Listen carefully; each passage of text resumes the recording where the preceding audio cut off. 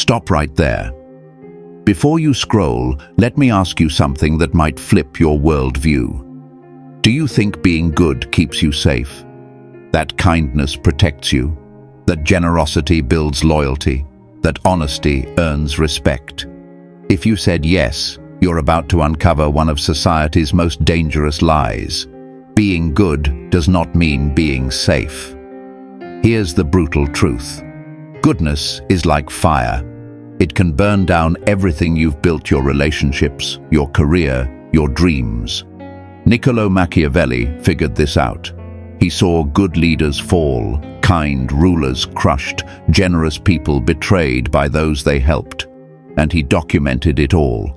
This video reveals his hidden truth, the shocking cost of goodness no one talks about.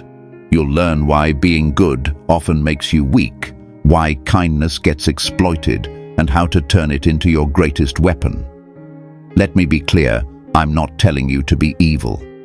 This is about being good with strategy, not blindly. Because in a world full of wolves, being a sheep gets you eaten. Now drop this in the comments. I choose strategic goodness. From today forward, you won't use goodness as a reflex, you'll use it with purpose, and it all starts now. Let's begin with the first shocking truth. Number 1. Goodness as exposure. Think about the kindest person you know. Now ask yourself, are they respected, or just the one everyone calls when they need something? Here's the truth. Being good makes you vulnerable, not secure. When you're always kind, people see you as predictable, someone who won't say no, won't push back, and can be walked over. You become the office doormat, the friend who always pays, the family member who always helps, even when it hurts you. I knew a guy like that, an amazing team manager, always helping and covering for his team. But when promotion time came, they picked someone else. Why? Because nice people look like servants, not leaders. People don't respect your goodness, they exploit it. Always available, your help loses value. No boundaries? People cross them. No signs of strength? People assume you have none. Your kindness becomes a signal that you're easy to use. Machiavelli said, "The lion cannot protect himself from traps, and the fox cannot defend himself from wolves. One must therefore be a fox to recognize traps and a lion to frighten wolves." You've been trying to survive as a sheep in a world full of wolves, and that's exactly why you keep getting hurt. Drop this affirmation in the comments. I protect my energy. Number 2. The generosity trap. Here's a truth that'll blow your mind. The more you give, the less people appreciate it. At first, generosity earns you applause.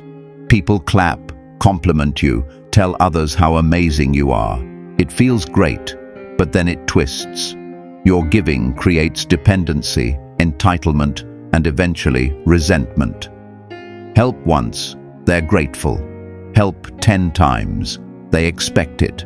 Say no once, and suddenly, you're the selfish one. Think about parents who always give their kids what they want. At first, it's exciting, but soon the gifts are expected, and if they say no, they're called unfair. Same in friendships. You always pay, drive, help until it becomes assumed, not appreciated. Then one day you stop, and boom, you're the villain. This is the generosity trap. You give so much, giving becomes your identity. But the second you stop or need something back, people get mad because they're not loyal, they're addicted. And like any addict, they lash out when the supply is cut off. Here's the psychology. Hedonic adaptation, humans get used to good things fast. What once felt generous becomes expected. So your constant kindness fades into the background. Nobody sees it anymore, but when you say no once, that's what they notice. This happens everywhere. At work, if you always stay late, staying late becomes your normal. Nobody celebrates it anymore. But leave on time once, and suddenly you're not committed. In relationships, if you always compromise, compromise becomes expected. But stand your ground once and you're being difficult. Machiavelli said, benefits ought to be conferred gradually, and in that way they will taste better. He understood scarcity equals value, abundance equals entitlement. Drop this in the comments. I give strategically. Number 3, the mask of virtue.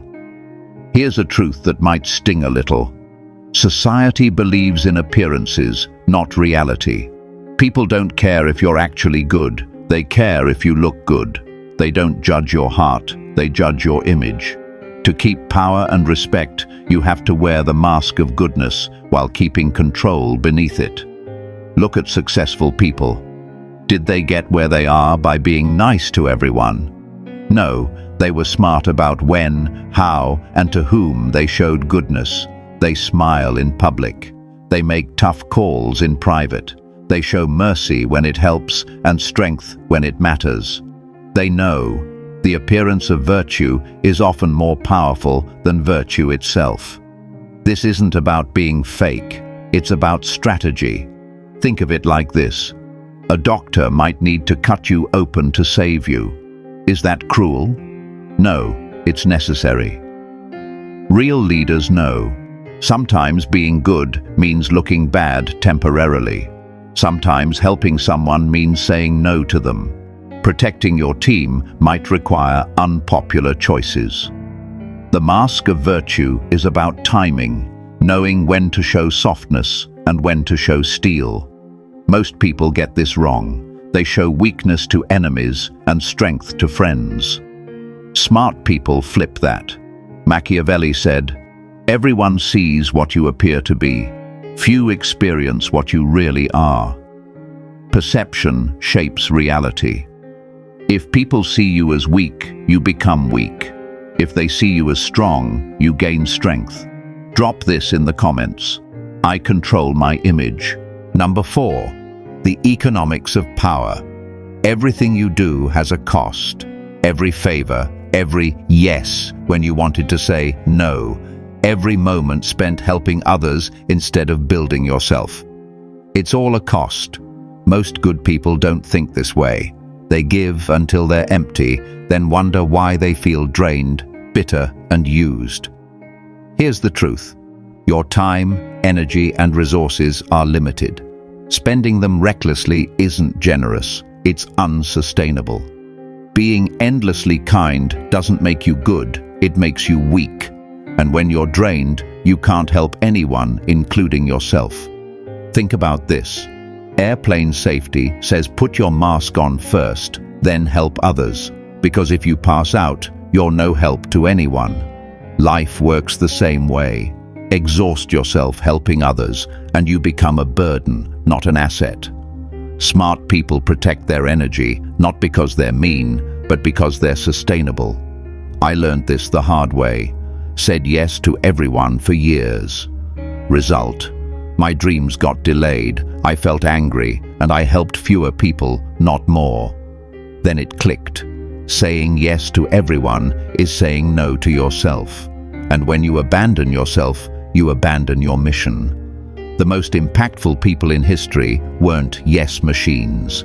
They said no to most things, so they could say yes to the right ones in a big way. Machiavelli said, he who wishes to be obeyed must know how to command. And you can't command others if you can't control your own time and energy. Now, I want you to drop this affirmation in the comments. I protect my resources. Number 5, strategic use of virtue. This isn't about being heartless. It's not about ditching mercy, honesty, or generosity. It's about using them like weapons precisely, powerfully, and at the right time. A sword sitting on a shelf doesn't protect anyone. But in the hands of a skilled warrior, it can save a kingdom. Your goodness should work the same way. Help intentionally, show mercy when it counts. Be generous to create results. Here's how to level up. Don't help everyone a little. Help the right people a lot. Don't say yes to everything. Say yes powerfully to what aligns with your goals. Don't try to be liked by all. be valuable to those who matter. This does three things. First, your help becomes more valuable because it's scarce. Second, you actually create bigger positive impacts because you're focused. Third, people respect you more because you're selective. Think about history's most respected leaders. Martin Luther King Jr. wasn't gentle with injustice. He confronted it powerfully. Mother Teresa didn't help everyone in the world. She focused intensely on the poorest of the poor. They weren't just good, they were strategically good. Want to apply this in real life? Ask yourself, does this align with my values and goals? Can I do it without draining myself? Will this person value what I offer? If the answer to any is no, you say no, kindly but firmly. And when you say yes, go all in. That's how your help becomes memorable and respected. Machiavelli said, "The promise given was a necessity of the past. The word broken is a necessity of the present." Meaning, sometimes doing good for one group means disappointing another. Sometimes protecting your dreams means upsetting people who want your time. Strategic virtue isn't selfish, it's effective. Drop this affirmation in the comments. I choose effective kindness. Number 6, the illusion of gratitude. Ready for a hard truth? Here's something that will change how you see human nature forever. Gratitude is temporary. The help you offer, the sacrifices you make, all of it fades in memory. At first, people say, "Thank you," but repeat the favor a few times and it turns into, "You should do this." Then, "Why didn't you?" Help someone once, they're grateful. Help them 3 times, they expect it. The 4th time, they don't ask, they just assume. Say no. Suddenly, you're the bad guy. This is human psychology. We adapt to kindness, take it for granted, and start seeing it as standard treatment. In the end, people remember the advantage they got from you, not the kindness you showed them. It shows up everywhere. Relationships, workplaces, friendships, family. If you're always the one saying yes, people will expect it. You become their default solution, not someone to appreciate, just someone to use. And when you finally say no or set a boundary, they act like you've betrayed them. The more consistently kind you are, the less your kindness is valued, the more you're taken for granted, the more people assume your help has no cost. That's the illusion of gratitude. Doing more good doesn't make people more thankful, it makes them expect more good.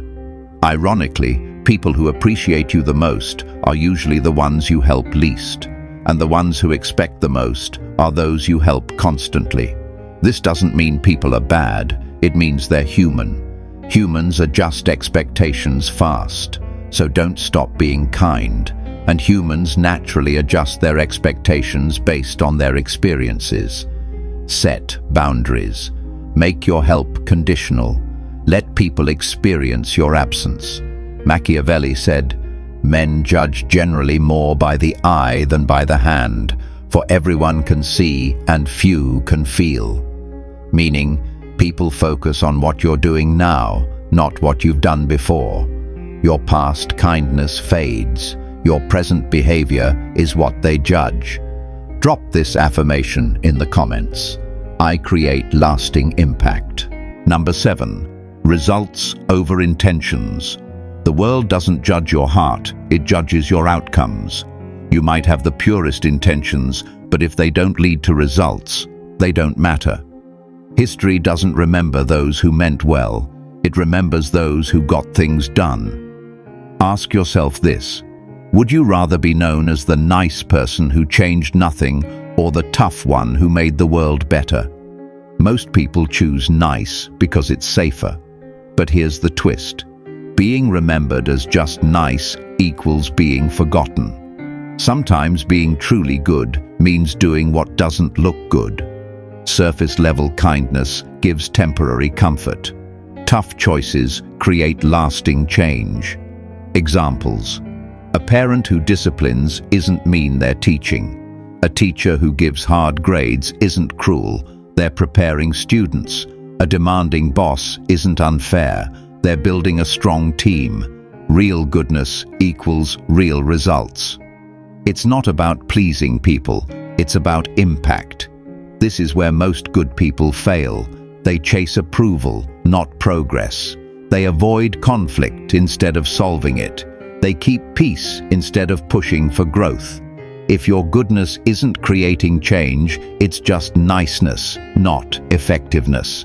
Let's be clear. Nice people avoid conflict. Good people resolve it. Nice people say what's easy. Good people say what's necessary. Nice people protect the status quo.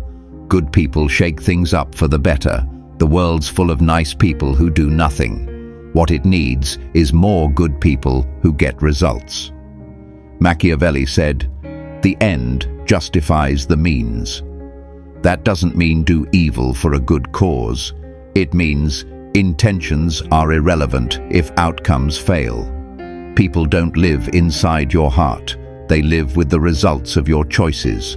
So remember this. Real goodness requires courage. It requires you to prioritize outcomes over appearances. It requires you to stop asking, "Will they like me?" and start asking, "Will this actually make things better?" In the end, people won't remember what you meant.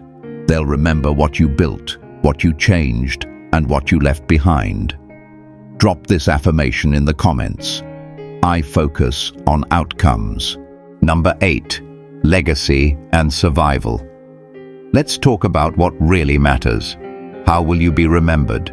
What legacy will you leave behind? History doesn't honor nice people.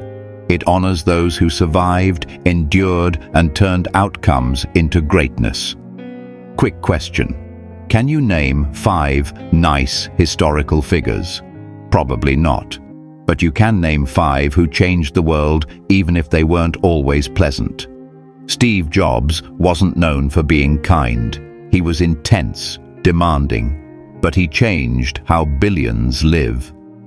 I'm not saying you should be mean to people, but it's better to be remembered for making a difference than forgotten for being agreeable.